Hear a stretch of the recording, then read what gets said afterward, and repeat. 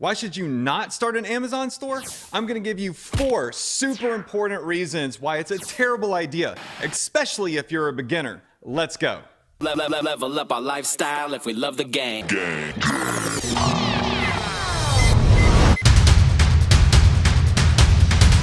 What's up, everybody, and welcome back to another video where I teach you the most up-to-date strategies for dropshipping in 2021. Look, my name's Adrian Morrison, and I've been running a dropshipping store, actually multiple dropshipping stores, for almost a decade on the Shopify platform. Yeah, I know that's a long time. And the past few years, I've been teaching everything that I've learned. I've actually been recognized by Shopify as one of their top coaches and have one of the only Shopify Certified courses in the world. So, hey, you know what I teach isn't theory, it's proven to work. So today, I want to talk to you about one of the biggest questions that I get asked by most of my students, and that is, Adrian, should I start an Amazon FBA store? And I totally get why people ask me that. I mean, listen, sometimes the Shopify website can get a little bit confusing, and the idea of constantly running Facebook ads and Google ads in order to get your products out there can be a bit overwhelming if you're just getting started. So the idea of having an Amazon FBA store is super appealing to most people, especially if you believe all of that hype. You know, that hype that you never need to deal with any website tech and you never need to do any marketing as long as the products you're using are stuff people are already searching for? Well, as you could tell, I'm not really convinced. And in today's video, I want to give you 4 reasons why that is and what you can do instead if you really want to get into e-commerce. But before we get into that, if you're new here, I want to welcome you.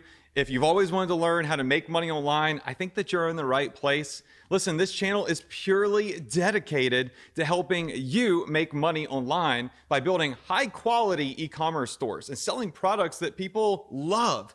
But you never have to ship, you never have to touch them, you never have to see them, you never have to stock them. It's called dropshipping. So if that's something you want to learn more about, please hit the like button, the subscribe button, and turn on your notifications to be notified immediately when I upload completely free training videos just like this. Speaking of which, let's get into today's video. I'm going to give you the top 4 reasons why you should not start an Amazon FBA store and what you should do instead. Listen, the first problem I see with Amazon stores are the massive fees. There's the pick and pack fee, which is the charge you get just for the privilege to sell your products on their website. Then you get the warehouse fee, which at the time of recording this, when I looked, was like 15%. That is huge. Lastly, there's other miscellaneous fees. These are fees you might not expect, like closing costs if you're selling media, additional fees if you're selling a high volume product, additional fees for renting books. And I can't forget about this. After all of those fees, Amazon still encourages you to run ads on their platform. Once your product is up, they want you to run ads on Amazon in their marketplace.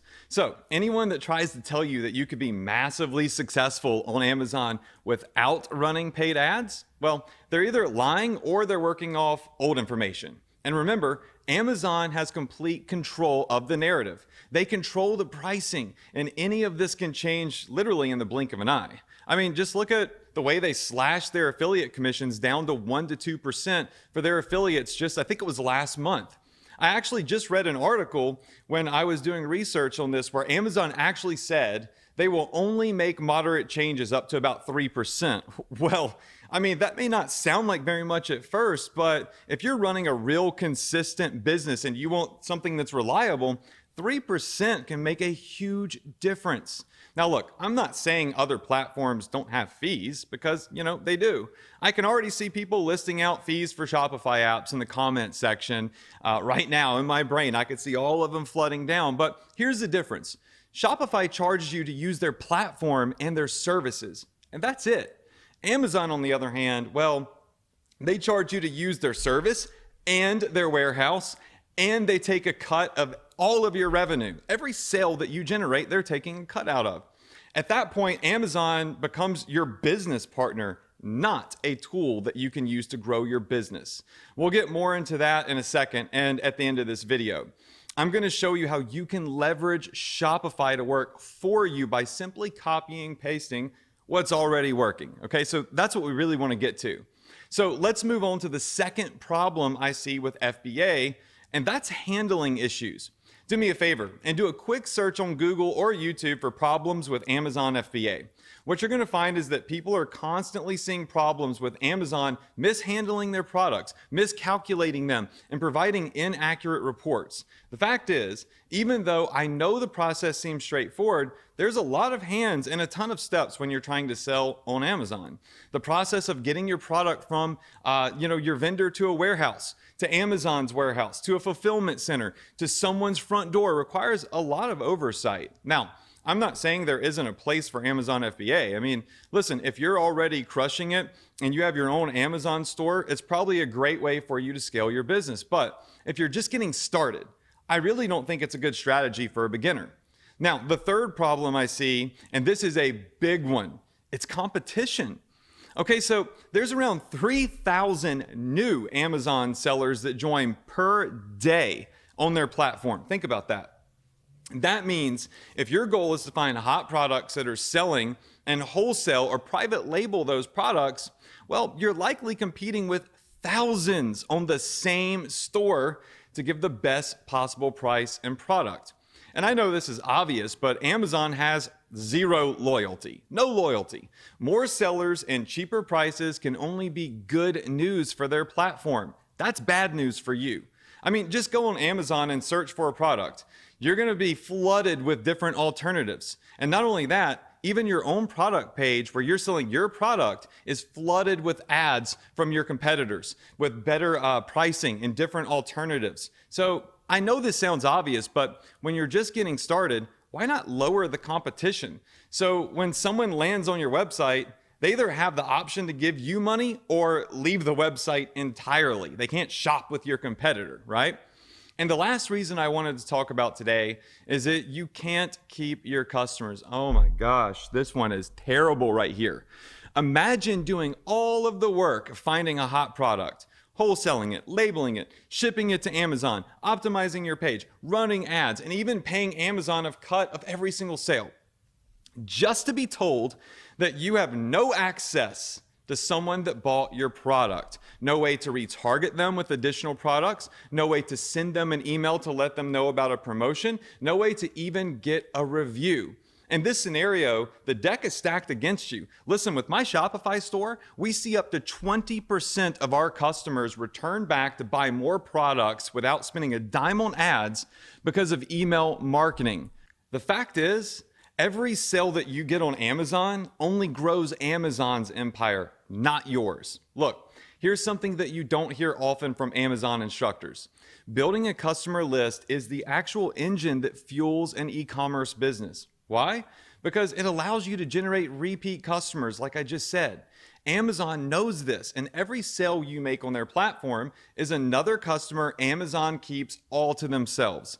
That's why the fourth pillar that I talk about in my e-commerce courses are how to run profitable stores with repeat buyers is one of the main focuses. That's because I believe the only way to really turn an e-commerce business into a very profitable business is having a long-term plan in place to generate revenue every year, year after year, with a customer base that becomes loyal to you, a customer base that's going to continue to come back to your store and buy your products over and over and over again by means of an email list, and email marketing, and email promotions, right? You can literally reach people for free when you build an email list. So listen, I hope that I've at least convinced you to look more critically at Amazon FBA if it's something that you were thinking about starting, especially if you're a beginner. And if you really do want a program that you can commit to with a step-by-step plan, you can look below in the description and I have a link directly to one of my top certified courses that shows you from A to Z how to start an e-commerce store, get traffic, and build a massive email list. Literally, you're going to see how you can copy and paste the same types of products that I'm using on my own personal stores, the same types of ads that I'm launching, and the exact settings that we use in our own Shopify store. Now, unfortunately with Amazon, you can't really show people what products you're promoting because the competition is fierce. But with Shopify, we can literally pull back the curtain on everything because our focus is building a brand and your own personal list of customers. So check it out below. Let me know what you think. Leave some comments because the comments that you leave below this video are going to kind of shape the way that I teach in the future and shape the subject matters that I touch on. Also, don't forget to smash that subscribe button and turn on notifications so you can get a notification every time I launch a new training, which I will be doing once a week. That's it. Adrian Morrison here. I'll see you on the next video.